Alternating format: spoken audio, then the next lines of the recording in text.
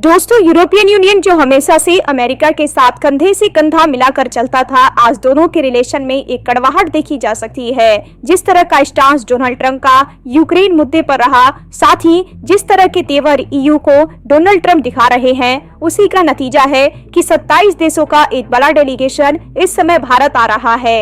यानी कि European union के अंदर मौजूद सभी देश भारत पहुंच रहे हैं। ये मीटिंग क्यों बेहद खास होने वाली है और ये अमेरिका को कैसे बैकफुट पर ला सकती है, इसके बारे में आगे बात करेंगे। इसके अलावा हमारी दूसरी खबर अमेरिका से ही आ रही है, जिसकी बौखलाहट साफ दिखाई दे रही है और उसने 4 भारतीय कंपनियों के ऊपर बैन लगाया है। दोनों खबर काफी इंटरेस्टिंग है, इसीलिए वीडियो को अंत तक जरूर देखिएगा। आपने अक्सर सुना होगा कि भारत एक उभरती हुई शक्ति है, लेकिन क्या आपको पता है कि भारत अब सिर्फ उभरती हुई नहीं बल्कि एक ग्लोबल बैलेंसिंग पावर बन चुका है। इसी का एक बड़ा उदाहरण है यूरोपियन यूनियन के 27 देशों के 27 कमिश्नर्स और ईयू चीफ की भारत यात्रा। ये पहली बार हो रहा है कितना बड़ा यूरोपीय डेलीगेशन भारत आ रहा है। लेकिन अब सवाल यह है कि यूरोप अचानक भारत की तरफ क्यों देख रहा है, अमेरिका की जगह भारत को प्राथमिकता क्यों दी जा रही है और इससे भारत को क्या फायदा होगा।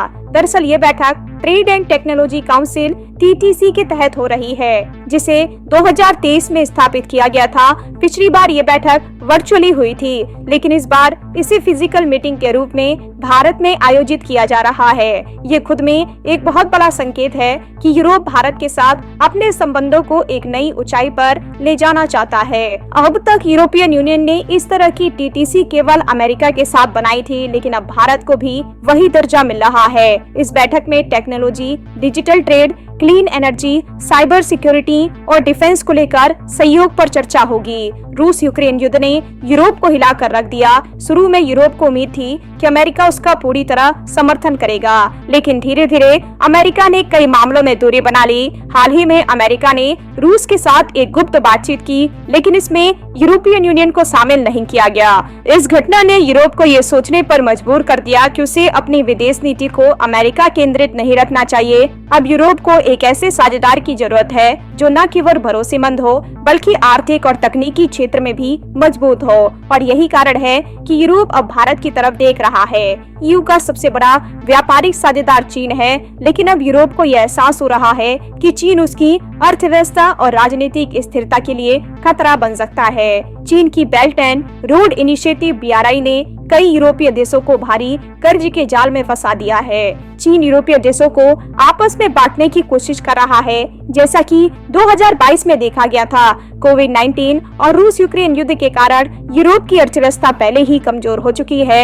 यूरोप को अब एक नए और भरोसेमंद व्यापारिक साझेदार की जरूरत है और भारत इस भूमिका के लिए पूरी तरह उपयुक्त है। 2023 में भारत और यूरोपीय यूनियन के बीच कुल व्यापार 12.4 लाख करोड़ रुपए का था, जबकि चीन और यूरोप के बीच 7.9 लाख करोड़ रुपए का। इसका मतलब ये है कि भारत पहले से ही यूरोप के लिए एक महत्वपूर्ण आर्थिक साझेदार बन चुका है। अब अगर भारत इस मौके का सही से फायदा उठाता है तो ये यूरोप में चीन की जगह ले सकता है। भारत और ईयू के बीच फ्री ट्रेड एग्रीमेंट पर भी बातचीत तेजी से आगे बढ़ रही है, जिससे व्यापार को और बढ़ावा मिलेगा।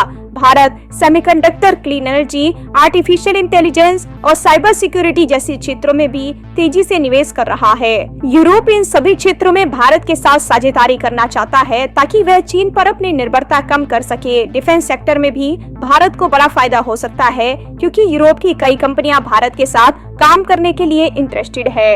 यही कारण है कि 27 देश का भारत आना भारत और यूरोपियन यूनियन के रिलेशन में टर्निंग पॉइंट साबित होगा। दूसरी ओर अमेरिका की तरफ से भारत की 4 कंपनियों पर बैन लगाया गया है। आप अपनी स्क्रीन पर टाइम्स ऑफ इंडिया का आर्टिकल देख सकते हैं, जिसमें लिखा हुआ है US slaps sanction on 4 Indian firms for aiding Iranian oil sales. इन कंपनियों के नाम है Austin ship management private limited, BSM marine LLP, Cosmos Lines INC और फ्लुक्स मैरीटाइम LLP। अमेरिका के ट्रेजरी सेक्रेटरी स्कॉट बेसेंट ने कहा है कि ईरान अपने तेल व्यापार को जारी रखने के लिए जहाजों, कंपनियों और बिचौलियों का एक छिपा हुआ नेटवर्क इस्तेमाल कर रहा है। अमेरिका का दावा है कि इस तेल व्यापार से मिलने वाला पैसा ईरान की अस्थिर गतिविधियों को फंड करता है। यह प्रतिबंध सिर्फ भारतीय कंपनियों पर ही नहीं लगाया गया है। भारत, ईरान, मलेशिया, सेशल्स और UAE की 8 अन्य कंपनियों पर भी कार्रवाई की गई है। 8 जहाजों को ब्लॉक्ड प्रॉपर्टी घोषित कर दिया गया है। यूएई, चीन और हांगकांग में मौजूद 30 से ज्यादा लोगों और जहाजों को भी प्रतिबंधित किया गया है। भारत की ओर से अभी तक कोई आधिकारिक प्रतिक्रिया नहीं आई है, लेकिन यह प्रतिबंध भारत के लिए एक कूटनीतिक चुनौती बन सकता है। भारत को ईरान और अमेरिका दोनों के साथ अपने रिश्ते बनाए रखने हैं। साफ है कि आने वाला समय जियोपॉलिटिक्स में काफी कुछ नया लाने वाला है, क्योंकि अभी जितने भी देश है वे डोनाल्ड ट्रंप की बॉडी लैंग्वेज, डोनाल्ड ट्रंप की बोल्ड स्टेप्स, इन सबको मॉनिटर कर रहे हैं। और ये मत सोचिए कि डोनाल्ड ट्रंप जो चाहे करते रहेंगे। फ्रांस, जर्मनी, चीन, रूस, भारत, ये बड़े देश हैं, इन सभी से आप उलझ नहीं सकते। अगर ऐसे ही डोनाल्ड ट्रंप करते रहे तो जिस तरह से यूरोपियन यूनियन उठकर भारत की तरफ देख रहा है, ऐसे ही बाकी देश भी अमेरिका का साथ छोड़ते हुए नजर आएंगे। बहरहाल दोस्तों, इस पूरी अपडेट के ऊपर अपनी राय कमेंट बॉक्स में लिखकर बताइए।